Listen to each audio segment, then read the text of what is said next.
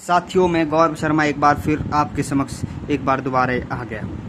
दोस्तों, पहले हमने 2 लेक्चर में हमने देखा कि लगभग डाइजेशन के हमने 3 लेक्चर ले लिए हैं और डाइजेशन के बारे में पढ़ा। फिर हमने सेकंड उसमें पढ़ा, हमने डाइजेशन के बारे में हमने शुरुआत करी। फिर हमने देखा टीथ के बारे में, डाइजेशन की क्रिया में कौन कौन से पड़ाव है, क्या क्या है डाइजेशन में। फिर एंजाइम देखा, हमारे इसमें सलाइवरी ग्लैंड से कितने प्रकार के एंजाइम निकलते हैं। फिर हमने बक्कल कैविटी में 2 प्रकार की रिएक्शन देखी।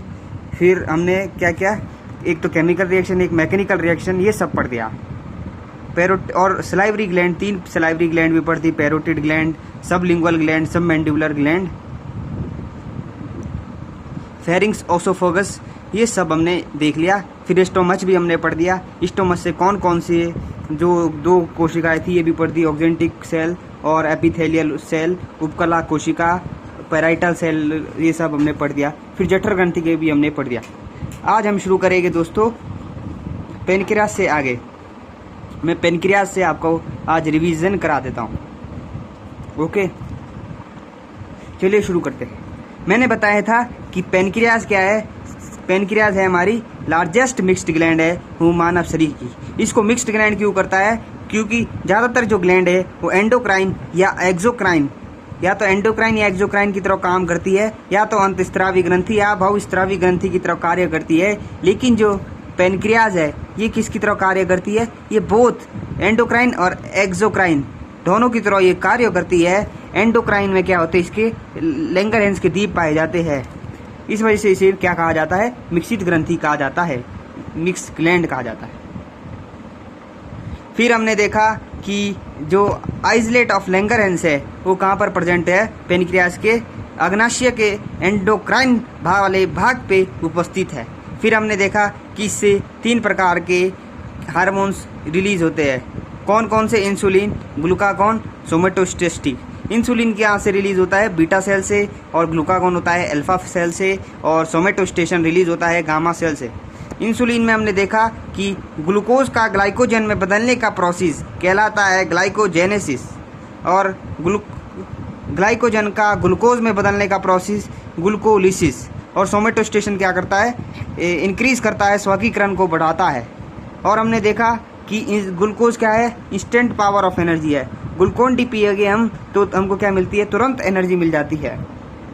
और ग्लाइकोजन क्या है? स्टोर्ड एनर्जी है। अगर कोई व्रत रखता है, सुबह से शाम तक खाना नहीं खाता है, जो एनर्जी का इस्तेमाल करता है ग्लाइकोजन का। ग्लाइकोजन कहाँ पर स्टोर होती है साथियों? ग्लाइकोजन स्टोर होती है आपके यकृत में, लीवर में स्टोर होती है, संचित होती है।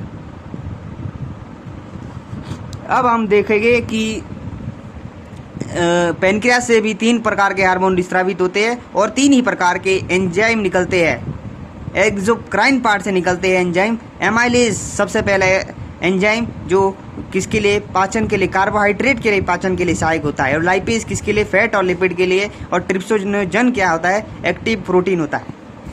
अब देखेंगे कि जो खाना अगर हम सलाइवा को, अगर फूड और सलाइवा अगर एक साथ मिल जाते हैं तो बायो की लैंग्वेज में कहते हैं बोलस, बोलस कहा जाता है। फूड के अगर हम रोटी का निवाला लिया तो उसमें सलाइवा मिल जाता है, तो बायोलॉजी की जी की लैंग्वेज में क्या कहते हैं? साइंटिफिक तरीके से बोलस कहा जाता है। और अगर खाना क्या होता है? आमाशय में जाता है, स्टोमच में जाता है, तो फूड बोलस क्या होता है? बोलस के साथ HCl मिल जाता है। तो खाने को किस नाम से जाना जाता है? काइम को। फिर हम आगे पढ़ेंगे कि काइम में जब क्या होता है, जब स्मॉल इंटेस्टाइन में खाना जाता है तो क्या जाता है? Kyle, Kyle. ये हम आगे देखेंगे। ओके, अब हम देखते हैं पितरस। हमारे जो पितरस होता है वो कहाँ से स्त्रावन होता है? वो यकृत से स्त्रावन होता है। बाइल जूस रिलीज होता है लीवर से। और संचित कहाँ पर होता है? जो बाइल जूस है वो संचित होता है पित्ताशय में, गॉल ब्लैडर में संचित होता है। और डेली जो है 600 ml बाइल जूस का रिलीज होता है। 600 मिलीलीटर बाइल जूस क्या होता है? सीक्रेट होता है। और जो pH वैल्यू है बाइल जूस की वो क्या है? 7.5 से लेकर 8.5, मतलब लाइट बेस है या लाइट एल्कलाइन कह सकते हैं, या हल्का क्षारीय। 7 से जितना भी ऊपर pH है वो क्या कहा जाता है? बेसिक होता है। और जो बाइल जूस का जो मुख्य कार्य होता है वो फैट का, वसा का पाइसीकरण करना होता है, इमल्सिफिकेशन ऑफ फैट होता है। इमल्सिफिकेशन ऑफ फैट ये कहाँ करता है? स्मॉल इंटेस्टाइन में करता है। और जो बाइल जूस है किसकी तरह कार्य करता है, उत्प्रेरक की तरह, कैटलिस्ट की तरह ये कार्य करता है बाइल जूस। और अब देखेंगे बाइल पिगमेंट के बारे में। बाइल पिगमेंट दो प्रकार के होते हैं, बिलीरुबिन और बिलीवर्डिन। बिलीरुबिन जो आप अगर पीलिया होता है तो हमारी जो होती है, किसी पेशेंट को अगर पीलिया हो जाता है तो उसकी आंखें कैसी हो जाती है, हरी हो जाती है, हरी और येलो। हरी जो होती है वो होती है बिलीवर्डिन के कारण, और जो पीली हो जाती है वो होती है आपकी बिलीरुबिन के कारण। बिलीरुबिन पिगमेंट हो जाता है। ओके। और जो पाइल पिगमेंट है वो 3 चीज़ से बना होता है। पहला तो आपका बिलीरुबिन, और दूसरा है आपका बिलीवर्डिन, और तीसरा है कई संख्याओं में लवण पाए जाते हैं, मैनी नंबर ऑफ सॉल्ट्स पाए जाते हैं। इन 3 से मिलकर बना होता है बाइल पिगमेंट। और जो बाइल पिगमेंट का फॉर्मेशन होता है वो डेड आरबीसी के टूटने से होता है। ओके, आई होप कि आप समझ गए होंगे। अब देखते हैं बाइल स्टोन, जो पीत की जो पथरी बन जाती है कभी, तो किस किस से मिलके बनी होती है। एक तो बनी होती है कोलेस्ट्रॉल से, और दूसरा है सॉल्ट से। कोलेस्ट्रॉल क्या होता है, रक्त वसा, और लवण, इन दोनों से मिलके बनी होती है पीत की पथरी, बाइल स्टोन। ओके, चलिए आगे बढ़ते हैं। हमने ये पढ़ दिया था डाइजेशन, ये सारा। अब हम पढ़ेंगे स्मॉल इंटेस्टाइन।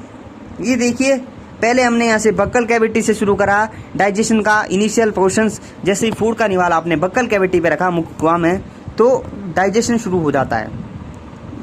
फिर फेरिंग्स भी देख लिया, ओसोफेगस से स्टोमच में खाना गया। स्टोमच आमाशय को क्या कहा जाता है, खाने का गोदाम कहा जाता है। यहाँ पर 4 घंटे तक भोजन रहता है। फिर खाना क्या होगा, स्मॉल इंटेस्टाइन में जाएगा।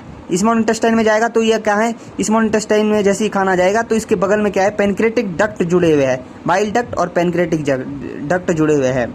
इससे क्या होगा, पेनक्रेटिक जूस रिलीज होगा। पेनक्रेटिक जूस और बाइल जूस जो है स्मॉल इंटेस्टाइन में जाएगा। ओके, देखिए स्मॉल इंटेस्टाइन, ये आपके पेनक्रेटिक, और ये है आपका यहाँ पर गॉल ब्लैडर।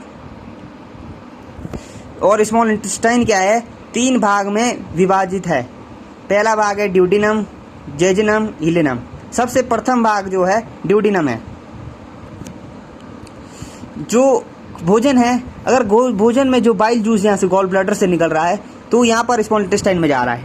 हमने भोजन को जो काइम कहा जाता है स्टोमच में, अब क्या हो जाता है, काइम में जब क्या मिल जाता है, बाइल जूस मिल जाता है, तो भोजन को कहलाता है, उसे काइल कहते हैं। अगर बोलेगे फूड जो स्मॉल इंटेस्टाइन में क्या कहा जाता है बायोलॉजिकल टर्म में, तो उसे कहा जाता है काइल। आई होप कि आप याद रखोगे। जो टोटल लेंथ होती है स्मॉल इंटेस्टाइन की, होती है आपकी 6 मीटर। जो प्रथम भाग है स्मॉल इंटेस्टाइन का वो है ड्यूडेनम। ये क्या है, इनिशियल प्रथम भाग है स्मॉल इंटेस्टाइन का, इनिशियल पोर्शन है स्मॉल इंटेस्टाइन का। ये क्या है, स्टोमच आमाशय से जुड़ा हुआ है। और पेनक्रेटिक डक्ट और बाइल डक्ट क्या होते हैं, इस पोर्शन से जुड़े हुए होते हैं। और जो क्या कह सकते हैं आप, पेनक्रेटिक जूस और बाइल जूस क्या होते हैं, इंटर करते हैं स्मॉल इंटेस्टाइन में, किसकी थ्रू, ड्यूडेनम पार्ट से। और लेंथ जो होती है ड्यूडेनम की कितनी होती है, 25 सेंटीमीटर होती है। 25 सेंटीमीटर होती है। और डाइजेशन जो होता है खाने का, सबसे पहले ड्यूडेनम में ही शुरू होता है। हमने क्या देखा, ड्यूडेनम क्या है, इनिशियल पोर्शन है स्मॉल इंटेस्टाइन का, और ये किससे जुड़ा होता है, स्टोमच से जुड़ा होता है। पेनक्रेटिक डक्ट और बाइल डक्ट क्या होते हैं, इस पोर्शन से कनेक्ट होते हैं। ये देखिए पेनक्रेटिक और ये बाइल डक्ट, इसे देखेंगे यहाँ से जो कनेक्ट होते हैं, इस वजह से जो है क्या बोलते हैं, जो लेंथ बाइल जूस और पेनक्रेटिक जूस है वो क्या करते हैं, स्मॉल इंटेस्टाइन में एंटर करते हैं। और जो लेंथ देखी हमने, इसके बाद लेंथ कितनी है, 25 सेंटीमीटर। और डाइजेशन जो होता है फूड का, सबसे पहले स्टार्ट होता है ड्यूडेनम, स्मॉल इंटेस्टाइन के ड्यूडेनम वाले भाग से। चलिए अब नेक्स्ट पार्ट की ओर पढ़ते हैं। नेक्स्ट है जेजुनम। जो लेंथ है इस पोर्शन की वो है आपकी 2.4 मीटर। ये क्या है, ये सेकंड लार्जेस्ट पार्ट है स्मॉल इंटेस्टाइन का। सबसे बड़ा है तो आप इसके बाद पढ़ेंगे इलियम है, फिर है जेजुनम, और सबसे छोटा है ड्यूडेनम। इसमें आप ड्यूडेनम एक पॉइंट और छोड़ सकते हैं, स्मॉल पार्ट है इसका, स्मॉल इंटेस्टाइन का स्मॉलेस्ट पार्ट। जेजुनम की जो लंबाई है 2.4 मीटर है। और जो फूड जब इंटर करता है तो क्या करता है, डाइजेस्ट होता है इस पार्ट में। जो ज़्यादातर जो फूड है स्मॉल इंटेस्टाइन का वो इस पार्ट में एंटर होता है, डाइजेस्ट होता है, सॉरी। अब नेक्स्ट हम पढ़ेंगे इलियम। देखिए अब नेक्स्ट है हमारा इलियम। इलियम क्या है, लॉन्गेस्ट पार्ट है स्मॉल इंटेस्टाइन का और इसकी लंबाई है 3.4 मीटर। 3.4 मीटर। आपने जेजुनम की देखी 2.4 मीटर और ड्यूडेनम की कितनी है 25 सेंटीमीटर। अब देखिए इसमें क्या होते हैं, इलियम में फिंगर लाइक प्रोजेक्शन प्रस्तुत होते हैं। इसमें फिंगर लाइक प्रोजेक्शन क्या करते हैं, जो क्या करते हैं सरफेस एरिया बढ़ा देते हैं एब्जॉर्प्शन का। जैसे इतनी छोटी जगह है लेकिन जैसे ही क्या हो गए इस विलाई लाइक प्रोजेक्शन क्या हो गए, ये फूल जाएंगे और बड़े बन जाएंगे। इससे क्या होगा, एब्जॉर्प्शन बढ़ जाएगा, एब्जॉर्प्शन हो जाएगा फूड का और कंप्लीट हो जाएगा। क्या होगा, एब्जॉर्प्शन क्या कहाँ पर कंप्लीट होता है, इसके कारण स्मॉल इंटेस्टाइन के इस पार्ट में, इलियम में। और अगर क्वेश्चन आपसे एग्जाम में पूछेगी जो फिंगर लाइक प्रोजेक्शन होते हैं विलाई, वो स्मॉल इंटेस्टाइन के कौन से भाग में प्रेजेंट होते हैं, वो होते हैं इलियम पार्ट में। और जो वसा का पाइसीकरण होता है बाइल जूस में होता है, बाइल जूस के कारण वो किस में होता है, स्मॉल इंटेस्टाइन में। काफ़ी इंपॉर्टेंट पॉइंट है, ये नोट्स है, इसे आप लिख लीजिए। हमने देखा कि लेंथ क्या है एलिमेंट्री कैनाल की 8 से 10 मीटर है, 8 से 10 मीटर के बीच में है। जो इंटेस्टाइन की है 7.5 है। उसमें से स्मॉल इंटेस्टाइन की लेंथ कितनी है 6 मीटर है और लार्ज इंटेस्टाइन की 1.5 मीटर की है। अब प्रश्न ये आता है कि स्मॉल इंटेस्टाइन को स्मॉल इंटेस्टाइन क्यों कहते हैं, जबकि इसकी लेंथ 6 मीटर है और लार्ज इंटेस्टाइन की लेंथ है 1.5 मीटर। इसका मेन रीज़न है कि जो स्मॉल इंटेस्टाइन है वो काफ़ी क्या है, थिक है, मोटी है। इस कारण इसे क्या कहा जाता है, जो लार्ज इंटेस्टाइन है वो मोटी है, सॉरी, जो स्मॉल इंटेस्टाइन है वो थिन है। इस वजह से लार्ज इंटेस्टाइन को क्या कहा जाता है, लार्ज इंटेस्टाइन कहा जाता है। अगर अब प्रश्न आता है कि एब्जॉर्प्शन ऑफ फूड कहाँ होता है, स्टोमच में, बकल कैविटी में, या इंटेस्टाइन में, या स्मॉल इंटेस्टाइन में, इसका आंसर है स्मॉल इंटेस्टाइन, पहले ही सॉल्व किया हुआ है। अब होता है next question, absorption of food कहाँ पर होता है, ड्यूडेनम में, रेक्टम में, इलियम में, या जेजुनम में। एब्जॉर्प्शन ऑफ फूड होता है बच्चों इलियम में। इलियम कौन से स्मॉल इंटेस्टाइन का पार्ट है, जो विलाई लाइक प्रोजेक्शन होते हैं वो पाए जाते हैं इसी भाग में। चलिए अब आगे की ओर बढ़ते हैं। अब हम अध्ययन करेंगे लार्ज इंटेस्टाइन के बारे में। लार्ज इंटेस्टाइन का ये आप डायग्राम देख रहे हैं दोस्तों। सबसे पहला भाग ये सिक्कम है, ये क्या है, अवशिष्ट भाग है। इससे क्या होते हैं जुड़े हुए, अपेंडिक्स, वर्मीफॉर्म अपेंडिक्स। जब शुरू में जब इंसान का जब इवोल्यूशन हुआ था, पहले क्या होता था, इंसान प्लांट को कच्चा ही खाता था।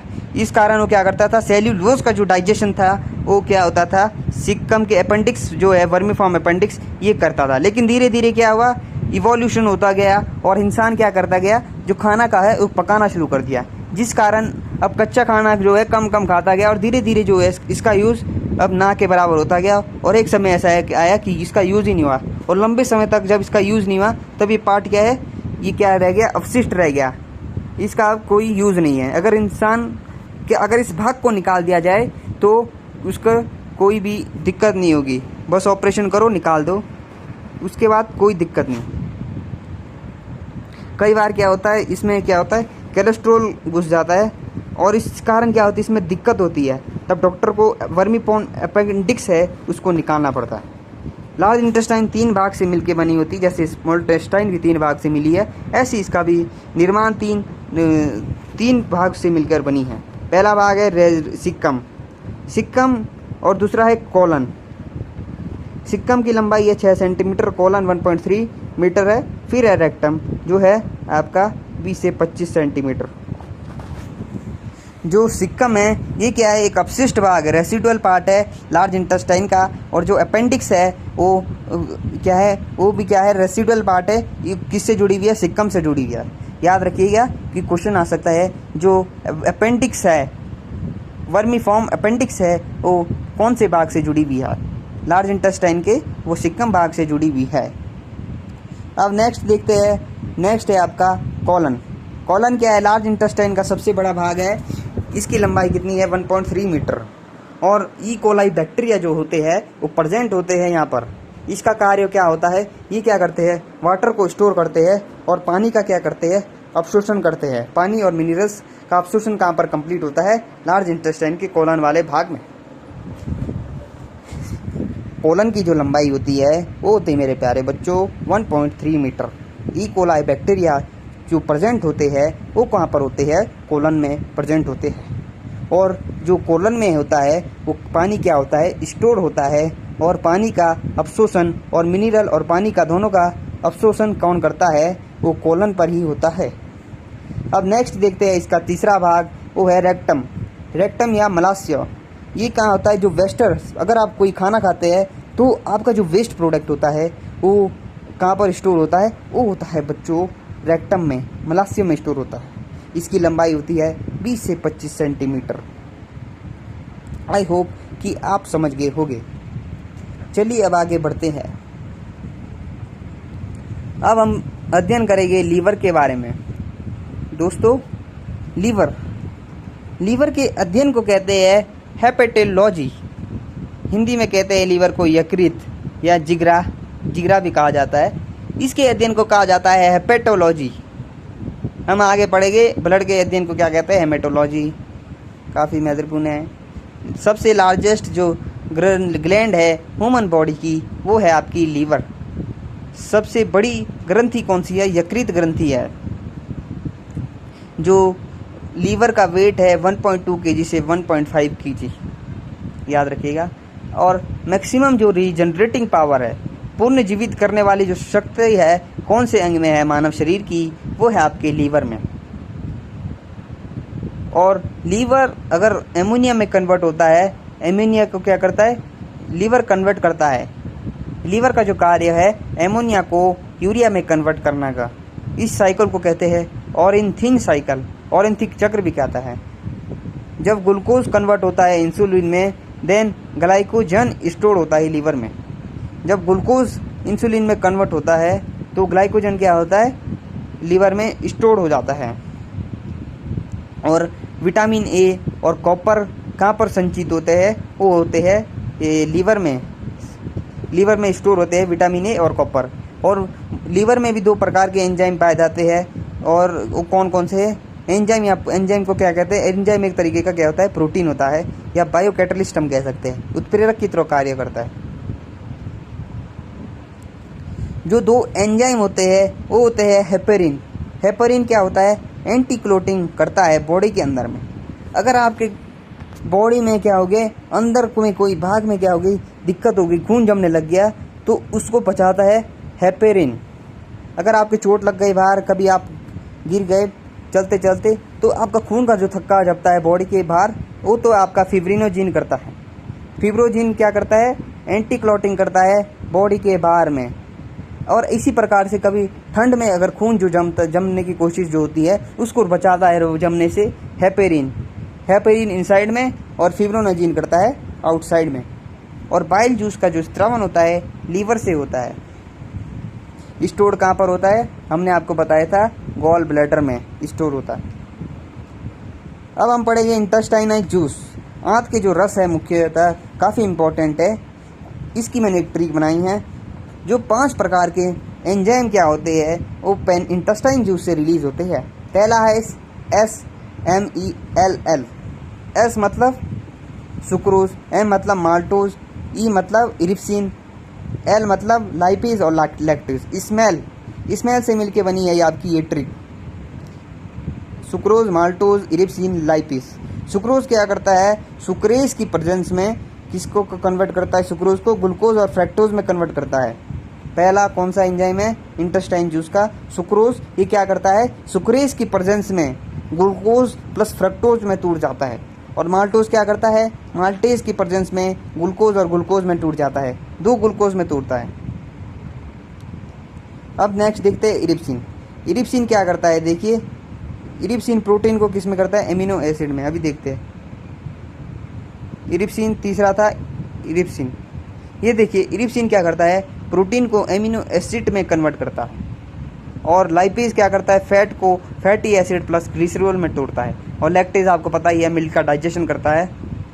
ओके। और ये एंडोक्राइन एक्सोक्राइन में मैंने आपको बता दिया था पहले ही, प्रीवियस वीडियो में बता दिया था एंडोक्राइन, जब मैं आपको थोड़ा बहुत बेसिक बताना था।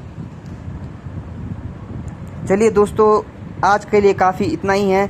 लेक्चर 20 मिनट तक खींच गया है और डाइजेशन चैप्टर पूरा कंप्लीट हो गया है। अगली वीडियो में मैं आपके लिए कुछ MCQ लेकर आऊँगा।